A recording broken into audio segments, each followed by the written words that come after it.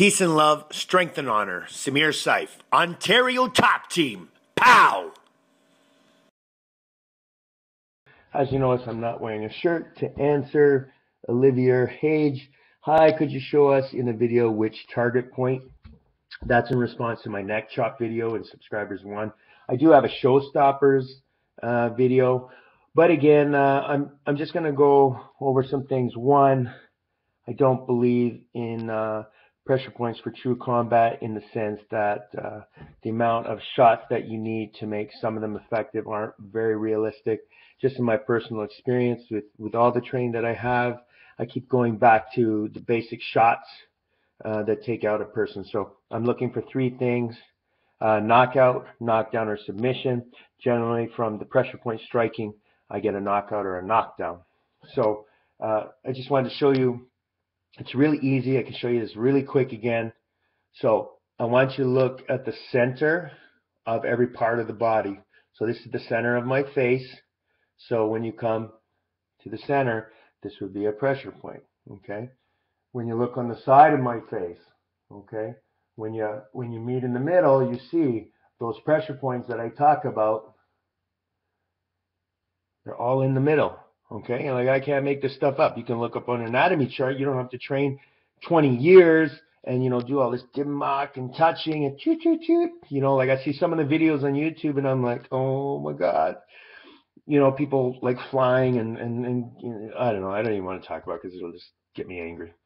And then from the top of the neck to the bottom of the neck, and that's one of my favorite, is right in the middle, top of the neck to the bottom, right in the middle, right? Are you seeing the pattern here? If you look from the bottom of the neck to the tip of the shoulder, right in the middle, right? That's the trap point there where, the bulk of the nerve grip, but it's right in the middle. Which arm? So let's go with this arm here. So from the top of the shoulder to the bottom of the elbow, right across the band of the bicep, you see? Oh, it freaking hurts, man.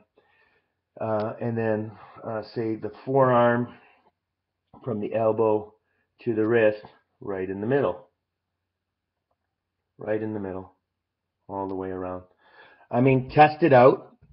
And the only thing that you would need practice at would be getting the right angle. Basically, if you can go 45 degrees towards the body, whenever you have an opportunity, you want to chop or smash. But when you're smashing it, you want to angle your strike towards the heart, towards the lung, on the same angle that will lead you towards the heart or lungs. And 2 things to remember: when you do pressure points or the strikes that I just explained to you, when you're above the navel, like as you go higher and higher and you're hitting and you're chopping or touching or squeezing or whatever, that brings about knockout and knockdown.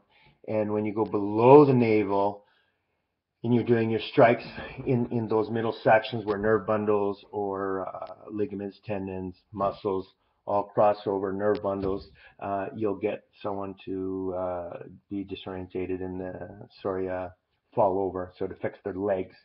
So the lower you strike them, the more it makes them fall over, and the higher you strike, the more it affects their brain. And that's what I would teach you for pressure point striking. There's no myth or a story behind it. Look at an anatomy chart. You'll look at it for like a minute and you'll realize what I'm saying is pretty straightforward. At the middle section of each part of our body, you'll find pathways that cross of nerves, muscles, ligaments, tendons, blood vessels, arteries, and when you strike it, it disrupts something in the system. So hopefully that helps you. Thanks for asking your question. Thanks for subscribing.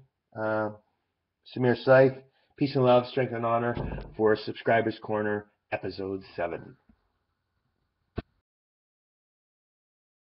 Peace and love, strength and honor. Samir, Seif, Ontario top team. Pow!